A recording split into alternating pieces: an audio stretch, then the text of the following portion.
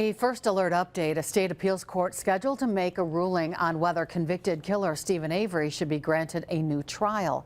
Avery is serving a life sentence after being convicted in the 2005 murder of Teresa Halbach. She was reported missing in October of that year after she visited the Avery salvage yard in Michigan to photograph vehicles for a car sales magazine.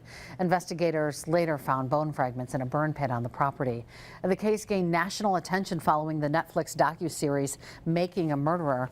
The ruling on that appeal expected on Wednesday.